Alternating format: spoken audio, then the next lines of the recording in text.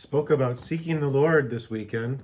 As the Magi did, they put in effort. They really sought. They had to strive to follow the light and to find the Lord before they were able to see his face in the manger and even perhaps hear his cry and hear the sweet voice of his mother.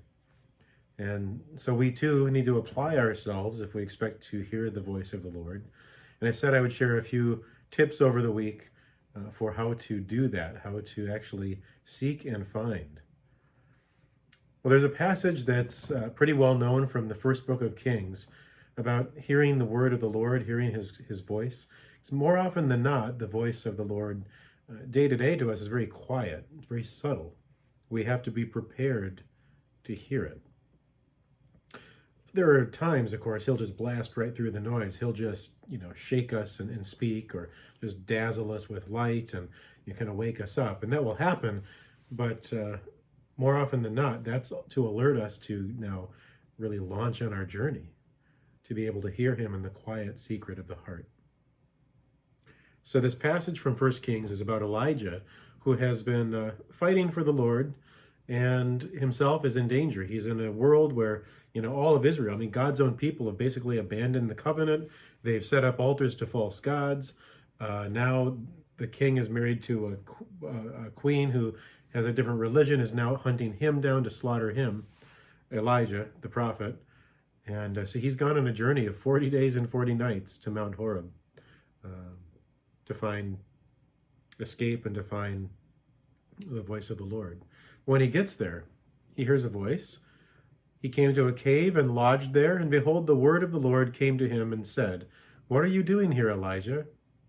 He said, "I have been very jealous for the Lord, the God of hosts, for the people of Israel have forsaken thy covenant, thrown down thy altars, and slain thy prophets with the sword.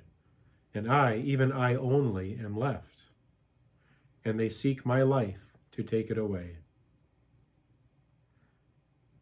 Sometimes, we feel threatened in our lives and like no one else is on the same page, like we're alone in the world trying to live or to consider living a faith or a Catholic faith with all that it holds.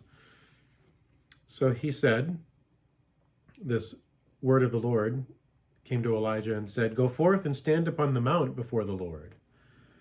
And behold, the Lord passed by as Elijah had gone up further. And a great and strong wind rent the mountains and broke in pieces the rocks before the Lord. But the Lord was not in the wind. And after the wind, an earthquake. But the Lord was not in the earthquake. And after the earthquake, a fire. But the Lord was not in the fire. Where can we find him? After the fire, a still small voice. And when Elijah heard it, he wrapped his face in his mantle and went out and stood at the entrance of the cave. And behold, there came a voice to him and said, "What are you doing here, Elijah?" And he repeated what he had been doing, been jealous for the Lord in a very difficult time. They were seeking his life to kill him. And the Lord then gave him a message. He gave him a promise and a direction to go anoint a new king.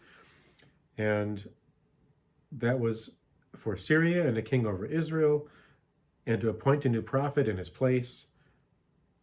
And the enemies, the Lord said, would turn against each other. And then I will leave 7,000 in Israel, all the knees that have not bowed to Baal, this false god, and every mouth that has not kissed him. So Elijah heard the voice of the Lord eventually. He got a clear sense of what his next step was, his mission. And he had the sense of the Lord with him because he, in fact, knew his presence and heard his voice. But the Lord was not in the earthquake, and he was not in the raging wind. He was not in the fire, but the still small voice. And so we too need to listen for the still small voice. And there are ways that we can quiet ourselves, and I'll talk about those a little more this week, or how to understand how it is that we can perceive that still small voice with which the Lord usually communicates with us.